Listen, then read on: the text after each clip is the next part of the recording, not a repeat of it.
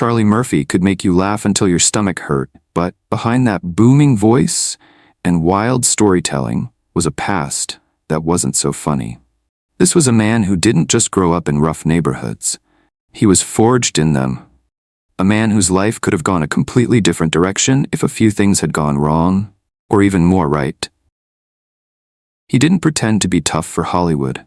Charlie had already lived through the kind of trauma, violence, and street justice that most people only see in gritty crime films. And everything he said, it was the truth. Not the exaggerated truth. Not the embellished for TV truth. Just the truth. You didn't get the feeling he was telling stories to impress anybody. His voice wasn't a performance. His eyes weren't lying. When Charlie told a story, you could feel every punch, every mistake, and every close call behind his words. He had been there. That was the power of Charlie Murphy. And when he laughed, it wasn't just funny, it was earned. Charlie Murphy was born Charles Quentin Murphy on July 12, 1959, in Brooklyn, New York. He grew up in Bushwick, back when Bushwick was nothing like the hip, gentrified neighborhood people know today. Back then, it was hard, poor, violent. Charlie was the oldest, and from a young age, life taught him one lesson over and over again. Nobody's coming to save you. At just 5 years old, his parents separated. That left his mother, Lillian, to raise the family on her own. Then at age 10, his life was hit with a tragedy that would shape him forever. His father, Charles Edward Murphy, a transit police officer who also dreamed of being a stand-up comedian, was murdered. Charlie didn't talk much about how it happened, but what he did say speaks volumes. I didn't cry enough. I didn't process it. I just kept moving. He didn't grieve like a normal kid. He couldn't, because life didn't pause for him to figure it out. He just got angry. That loss created a weight that followed him for the rest of his life. It shaped his humor, his instincts, and his deep need to protect the people he loved. Especially his little brother, Eddie. Then things got even worse. Not long after their father's death, their mother fell ill with tuberculosis. She had to be hospitalized. Charlie and Eddie were sent into foster care, where Charlie says they were abused by their foster mother. Now imagine this. You're 10 years old. Your father has been murdered. Your mother is hospitalized. You're placed with strangers who hit you. And the only thing you understand is that the world is cruel, and it's your job to protect your little brother from it. That's where the Charlie Murphy we came to know was born.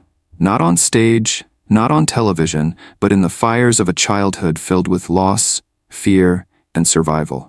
When the Murphy family relocated to Roosevelt, Long Island, after years of instability in Brooklyn, it might have looked like a fresh start from the outside.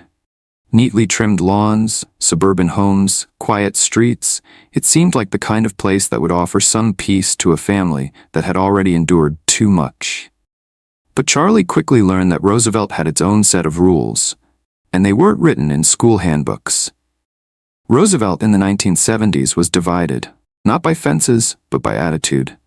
And for kids like Charlie, who carried a Brooklyn edge and didn't speak softly or walk with fear, the new neighborhood didn't roll out a welcome mat. He was treated like an outsider, a threat to the social order of suburbia. Some kids got bullied into silence, others folded under pressure. Charlie didn't. He made himself known. He wasn't looking for trouble, but he was always ready for it. That readiness came from a promise he made silently and repeatedly in his own mind. Eddie will never suffer the way I did. That promise became his code. He wasn't just the older brother now. He was the shield, the enforcer, the one who made sure that if anyone tried Eddie, they had to go through him first. The environment demanded loyalty, and Charlie gave it freely, but only to those who truly earned it. Over time, he gravitated toward other city kids who had also been relocated, all of them branded as outsiders. Together, they formed a tight-knit crew that would become known as the King Pythons. It wasn't about status, it was about survival. Within the crew, Charlie quickly rose in stature. They called him Little Boss, not because he asked for power, but because he naturally held it. People followed his lead not out of fear, but because when Charlie spoke, you listened. He had that rare kind of authority that didn't need to yell. But more than anything, he became known as the one who stood in front. Whether it was a street fight, a standoff after school, or a moment when someone needed backup, Charlie was there, always. In those years, protection became more than a role. It became Charlie's identity. It wasn't just about fists or bravado. It was about responsibility.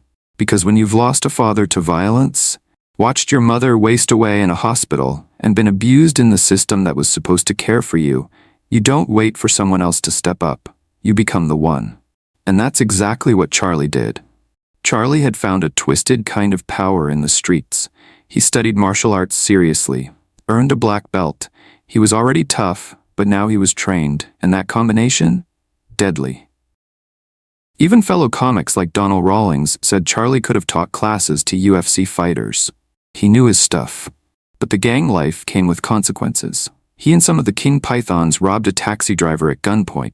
Charlie got caught, sentenced to 3 years probation. But he didn't stop. Small crimes followed: loitering, larceny. Eventually, the system ran out of patience. The judge sent him to Nassau County Jail. He served 10 months. And the wild thing? He later said it didn't scare him, not in the way it should have. He didn't fold, he didn't cry, he made people laugh. Started performing for inmates, telling stories, reciting poetry. In that jail cell, Charlie Murphy discovered the first spark of what would later become his career. The day Charlie walked out of jail, he didn't go home. He walked straight into the U.S. Navy recruitment office and signed up. In his words, "That's when I became a man." 6 years of military service. Waking up early, following orders, taking pressure, no shortcuts. The Navy gave him the structure the streets never could. And when he came back, Eddie Murphy was a global superstar. Saturday Night Live, stand-up, movies, fame beyond anything Charlie had ever imagined. So what did he do? He joined Eddie, not as an entourage leech, but as his protector, his bodyguard, and he took that job seriously. He didn't smile for the cameras. He watched people, read body language, knew what danger looked like because he'd seen real danger, felt it, survived it. Some people in Eddie's circle didn't like that. Charlie was too real. He didn't play politics, he told the truth. If he thought you were fake, he'd let you know. If he thought you were a threat, he'd handle it. There's even a story told by Neil Brennan, co-creator of Chappelle's Show, where Charlie grabbed a Tech 9 off a dresser during a heated moment, ready to use it. Eddie had to stop him. Remind him, this isn't the streets anymore. This isn't life or death. And that was Charlie's biggest fight. Learning how to let go of survival mode in a world that no longer demanded it. Then came the phone call from Dave Chappelle. Dave and Neil Brennan brought him in. Told him to sit down, just tell a story. He didn't come with jokes. He just told the truth. And the world couldn't stop laughing. Charlie Murphy's true Hollywood stories became legendary. The Rick James sketch? Culture shifting. The Prince sketch? Every word was true. Charlie didn't need a writer's room. He had already lived it. And that's what made him different. He wasn't acting tough. He was tough. That edge, the danger in his voice, the weight in his eyes, you could feel it. Even when he was making you laugh, part of you was still holding your breath. Because behind every punchline was pain. Behind every laugh, a lesson. Charlie wasn't just funny. He was truth in motion. After Chappelle's Show, Charlie wasn't content with just being a sketch legend. He wanted to do stand-up. At first, he bombed, fell flat. But Donald Rawlings pushed him, bullied him into staying the course. Told him, you're tough everywhere else. Why not on stage? Charlie kept at it. He got better, wrote more, rehearsed harder. He toured with Bill Burr, Cedric the Entertainer, George Lopez, D.L. Hewley, Eddie Griffin. He earned a spot among legends. He wasn't just Eddie's brother anymore. He was Charlie Murphy, the realest one in the room. Even at the height of his comedy fame, the past never left him. That fire was always there. That edge, always sharp. Charlie Murphy walked through death, abuse, gangs, jail, and poverty, and turned all of it into art. He didn't chase fame. He earned it. Not with gimmicks, not with fake stories, but with truth. And if you listened closely, you could still hear Brooklyn in his voice. You could still feel the King Python in his stare. You could still see the man who almost didn't make it, but did. Charlie Murphy wasn't just a comedian. He was a survivor. And he turned his survival into legend. If this story moved you, hit that like button, subscribe for more deep dives into the stories behind the legends, and tap the bell so you don't miss a future upload. Because there are more untold stories to be told. And Charlie's will never be forgotten.